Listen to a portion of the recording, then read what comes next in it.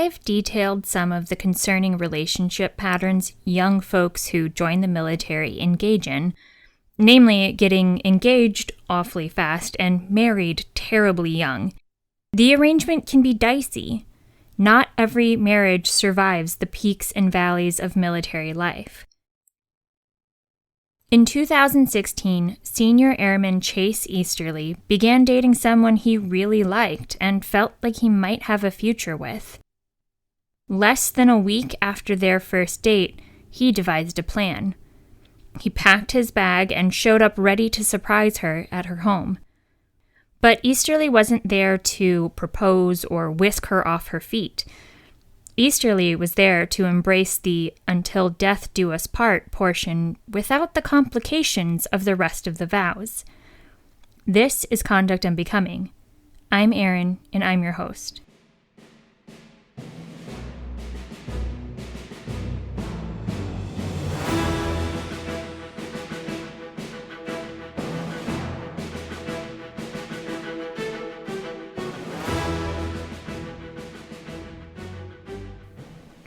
From what I could find, Chase Easterly's early Air Force career was largely uneventful. He performed well enough to avoid disciplinary issues, and sometimes that's the goal. When I run into judges I've practiced before, I sincerely hope they have no memory of my practice or my matters. There are only so many ways to be memorable with a run-of-the-mill case, and most of them I'd love to avoid. In 2015, Easterly deployed to Southwest Asia. I don't know what his unit was there for, I don't know where they were, and I don't know what sort of everyday experiences they were having. But something changed for Easterly on this deployment. In September 2015, he had his first experience with homicidal thoughts. I know people have a lot of opinions about the role of the military in modern life, but homicidal thoughts are certainly not an advantage. Easterly went to his first sergeant about the thoughts he was having. He knew something wasn't okay and he sought help. The Air Force medically evacuated Easterly to Landstuhl Regional Medical Center, an Army hospital near the Ramstein Air Base in Germany. There, he received his first diagnosis of schizophrenia. His diagnosis, if confirmed, would end his Air Force career. Due to the potential severity of symptoms, schizophrenia or any other disorder with psychotic features are service disqualifying diagnoses. And this makes sense with the symptoms Easterly himself was experiencing. Access to an armory for someone experiencing homicidal ideation at intermittent intervals would be bad. After 2 weeks of treatment, the Air Force transferred him to Travis Air Force Base in California. Finally, in October 2015, Senior Airman Easterly returned to his home station of Joint Base Pearl Harbor, Hickman. Joint Base Pearl Harbor, Hickman, as you may have put together, is a joint base for the United States Navy and the United States Air Force on the island of Oahu, Hawaii. At Pearl Harbor, Hickman, Easterly began a prescription medicine regimen and weekly sessions with Major E.R., a psychologist. His military psychologist confirmed Easterly's schizophrenia diagnosis. With this diagnosis confirmed, the process of evaluating Easterly for a discharge based on his medical disability began. Months later, in April 2016, an informal physical evaluation board confirmed a specific diagnosis of schizophrenia spectrum with persistent auditory hallucinations. They found Easterly unfit for military service. They found that the condition existed prior to his military service and was not aggravated by his military service. Easterly's service in the Air Force wasn't making his condition worse, but he couldn't remain in the military given his diagnosis. Because his military service was not aggravating his condition, they recommended that he be discharged with no compensable disability. Within weeks of this report, Easterly met a woman whose initials are EE on a dating app. I do not know her name, but I'll refer to her as Evelyn for ease throughout this fact section because between Easterly and E.E., we're flush with E names and I will definitely get confused if I don't start using a pseudonym. When Easterly and Evelyn began seeing one another, Easterly was 22 years old, and Evelyn was approximately 60 years old. At their first date, a dinner on Monday, May 23, 2016, Easterly was on his best behavior. Evelyn described him as a Jimmy Stewart sort of nice. Initially, I struggled to decide whether to include Evelyn's age in this fact section. If their age difference didn't matter to them and didn't matter to the case, it's not my place to worry about their 40-year age gap. But ultimately, I decided I couldn't include her cultural references and touchstones without establishing her age. After a charming dinner together, Easterly drove Evelyn to the beach. Evelyn said she was cold and asked Easterly to put his arm around her. He declined, and Evelyn asked if he could drive her back to the restaurant in her car. At the restaurant, Easterly asked Evelyn for a goodnight kiss. She declined because he smelled of cigar smoke.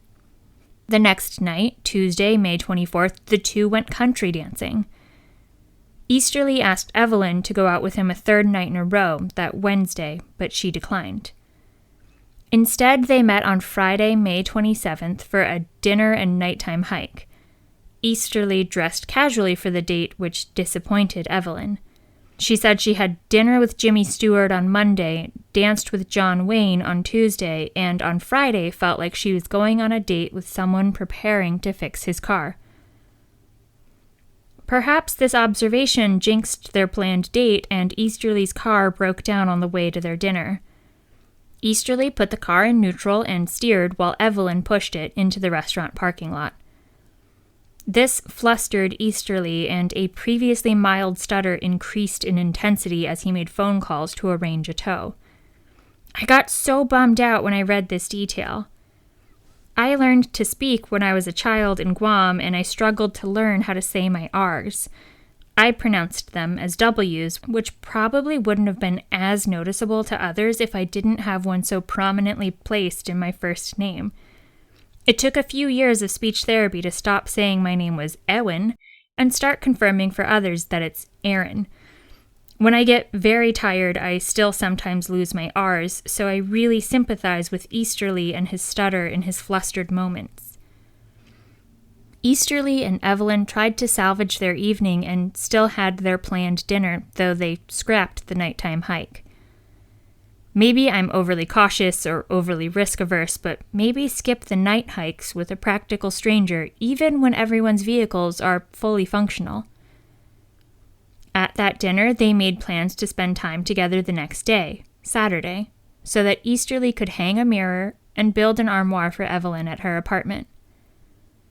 Easterly and Evelyn taxied back to her place. Evelyn shepherded Easterly towards her car, preparing to drive him back to the base. He asked if he could use her restroom and if she could show him which tools she had. He wanted to know what supplies he needed to perform manual labor for Evelyn on that Saturday. Inside her apartment, she showed him to the guest bathroom, but then found him in the bathroom attached to the primary bedroom, a more private space that she didn't want him in. She asked him to leave her bathroom, which he did. Then he went to sit on her bed. It became clear that Easterly wasn't suggesting they head up to Evelyn's 18th floor apartment so he could assess her toolbox. He suggested it so they could slip into something more comfortable. While in her bedroom, they started squabbling over a news story. They debated whether or not some Hollywood actor actually assaulted his girlfriend. Something Easterly said offended Evelyn, and he tried to apologize. In the wake of their tiff, Easterly suggested Evelyn just needed to relax, and told her he thought oral sex should do the trick. She initially declined, and then acquiesced.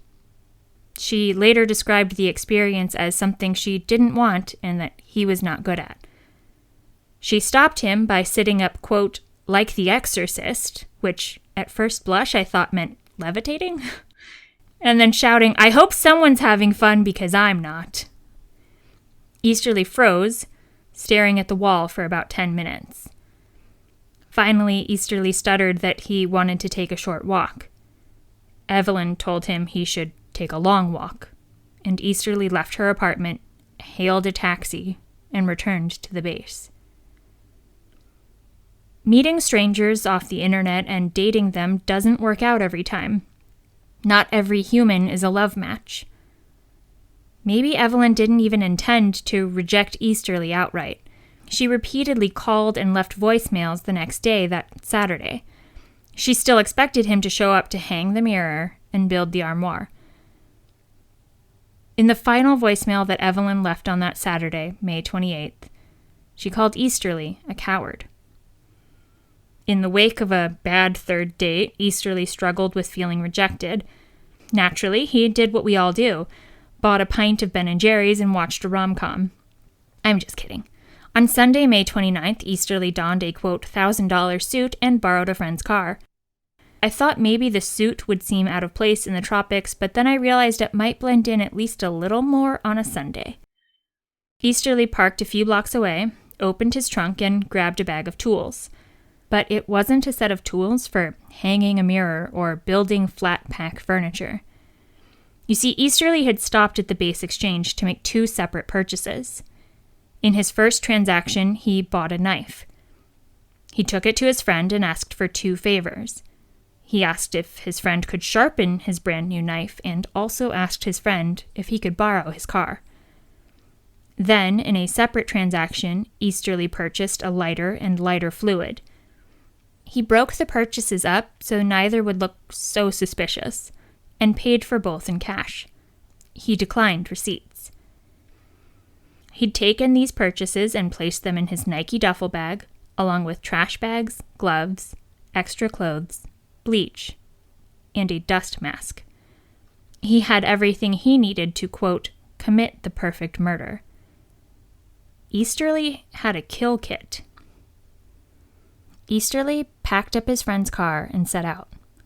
He parked a few blocks away from Evelyn's building. Then he walked the rest of the way on foot and followed a resident into the elevator, all while ducking to avoid looking into security cameras. Easterly navigated to her door, placed the bag on the ground, and knocked. He heard no response, so he called out to Evelyn and repeatedly apologized, trying to lure her to the door. 10 to 15 minutes later, Easterly called out to Evelyn's roommate. He said he'd forgotten his wallet there the night before. It's a creative lie, but boy would it have been difficult for him to get back to his lodgings on base without that. Easterly knocked again before looking around. He grew tired of waiting to pounce, and he left. On his way out, he threw the Nike duffel bag into a dumpster. Then, thinking better of it, he took it out of the dumpster, loaded it back into the borrowed car, and drove back to his dormitory on base. Easterly left because he believed Evelyn was not home. Evelyn only avoided answering the door at that first knock because she believed it was a package delivery that she'd get to later. When she heard Easterly call out, she chose not to open the door. And I think about her sitting in her home, listening to the increasingly chaotic pleas to open the door. First, a knock, then profuse apologies, then calling out with an obvious lie about his wallet. Believing she had a package delivery could have saved her life. 3 days later, on Wednesday, June 1st, Easterly consulted a military chaplain.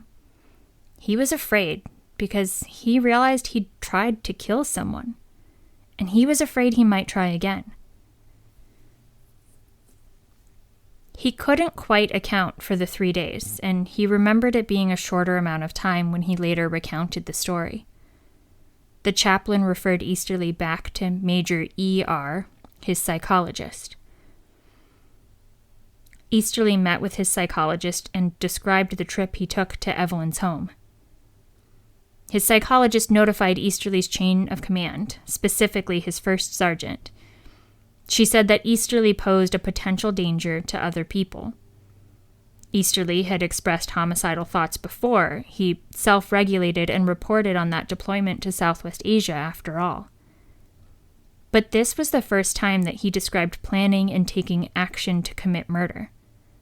The psychologist notified the Army emergency room that Easterly would soon be arriving. She then handed Easterly off to his first sergeant for next steps. His first sergeant followed Easterly back to his barracks room so he could leave his car and change clothes. Then the first sergeant drove Easterly to Tripler Army Medical Center, where Easterly voluntarily admitted himself for inpatient treatment at the Behavioral Health Unit before the day's end. If Easterly hadn't admitted himself, his psychologist was fully prepared to take the next steps to have him admitted involuntarily. She believed he was still a danger to others because Easterly told her he was afraid he might try again. If this all made your spidey senses tingle, the idea of a doctor sharing the confidential disclosures of a patient, I want to note that doctor-patient confidentiality is not absolute. Doctors, including psychologists, have an obligation to report when someone is a danger to themselves or others. Further, military psychologists have a duty to disclose when disclosure is necessary to ensure the safety and security of military personnel, military dependents, military property, classified information, or the accomplishment of a military mission. The following Monday, June 6th, Easterly's first sergeant contacted the Air Force Office of Special Investigations. On Tuesday, AFOSI agents executed a search authorization at Easterly's dorm room and seized a black Nike bag containing a bottle of bleach, a multi-purpose lighter, a bottle of lighter fluid, a face dust mask, an 8-inch knife in the sheath, trash bags, shorts, and a t-shirt. AFOSI agents visited Tripler and interviewed Easterly on June 8th. He described in detail why he selected these items and how he would have used them to murder Evelyn and cover up the crime. He knew that if he went through with the murder, he didn't want the police to know who he was. He had the gloves to avoid leaving fingerprints and would use the bleach to destroy any DNA he left on the knife handle or at Evelyn's apartment. The mask that he packed in those glorious pre-COVID days was to filter the fumes from the bleach. He planned to clean himself up, change into clean clothes, and then, in one final act, burn the apartment down. He said he learned how to commit the perfect murder by watching television shows. It's unclear how much thought he gave to the 17 other floors of apartments. On June 21st, a formal physical evaluation board, as opposed to the previous informal board, determined that Easterly's schizophrenia, incurable and characterized by unpredictable remission, was permanently aggravated by his military service. They recommended permanent retirement with a disability rating of 100%. That same day, Easterly was released from inpatient treatment at Tripler and ordered into pretrial confinement at the Brig. He was charged with attempted premeditated murder and communicating a threat. The panel convicted Senior Airman Easterly of one specification of attempted premeditated murder and acquitted him of communicating a threat. Prosecutors argued during sentencing that Easterly should be imprisoned for 10 years and receive a dishonorable discharge. The dishonorable discharge meant that Easterly would not be eligible for benefits from the Department of Veterans Affairs. In his unsworn statements, Easterly noted his need for continued medication and treatment, and said that a punitive discharge would terminate those benefits. No one specifically addressed how a punitive discharge would impact Easterly's potential permanent disability retirement. The members sentenced Easterly to a dishonorable discharge, confinement for 7 years, forfeiture of all pay and allowances, and reduction from E4 to E1.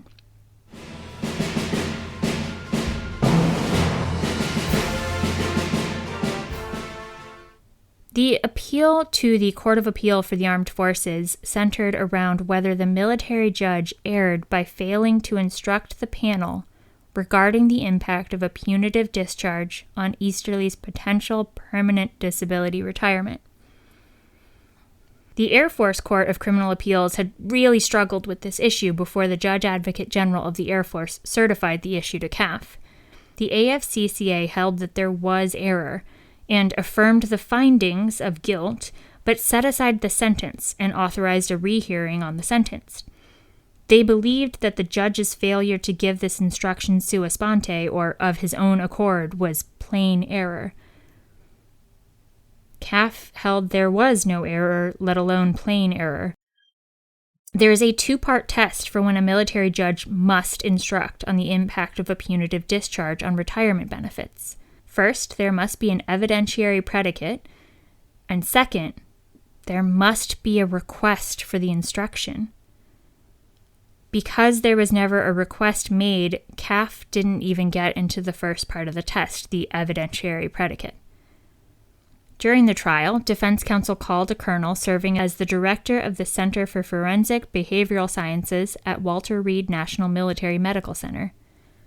That colonel testified that with a finding of 100% disability, a veteran would have lifelong access to medical care and treatments through the Veterans Affairs system.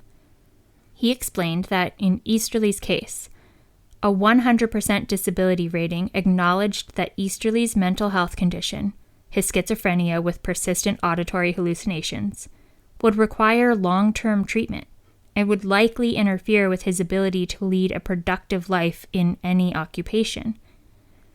In his own unsworn statements to the court, Easterly expressed his hope. He hoped he would continue to receive medication and treatment from the VA. During sentencing, the defense argued that 10 years of confinement and either a dishonorable discharge or a bad conduct discharge would strip Easterly of his VA benefit. It's abundantly clear that defense counsel and Easterly were very worried about his ability to access care. But it's equally clear that absent requesting the jury instruction regarding the impact of a punitive discharge on permanent disability, the judge wasn't required to tell the panel on his own.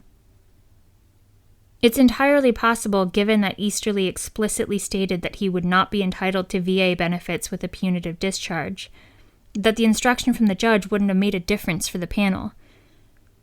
And this all feels like a really challenging outcome, one that the Air Force Court of Criminal Appeals really clearly wrestled with as they tried to find a way to unwind the yarn of Easterly's case and give him another chance at sentencing, to give him another chance to retain his health benefits. This is an outcome that just doesn't feel good. I suspect, however, that the disappointment that comes with this outcome is more a testament to the challenges of accessing healthcare in the United States. Perhaps the issue of accessing healthcare in the United States is not something that's reasonably left to military justice to resolve. This is one of those cases where the outcome of the case is just under the law, but it genuinely doesn't feel good arriving there. When Easterly recognized that he was having homicidal thoughts, he sought medical and mental health support. When he took affirmative steps to act on his homicidal thoughts, he disclosed to a chaplain and his mental health provider. Of course, it would have been preferable that he never assemble a kill kit, obviously. And I cannot pretend that attempted murder is a victimless crime. This incident had very real consequences for Evelyn's life and her sense of safety. But in this instance, it seems really difficult to unpick where a mental health episode ends and decision-making begins, where someone needs help and when they need imprisonment. Thank you for listening. If you enjoyed today's episode, please share it. I invite you to submit case suggestions and feedback to conductonbecomingpod@gmail.com or at conductonbecomingpod.com. Join me next time when we finally bring the Coasties into the fold. Until then, take care.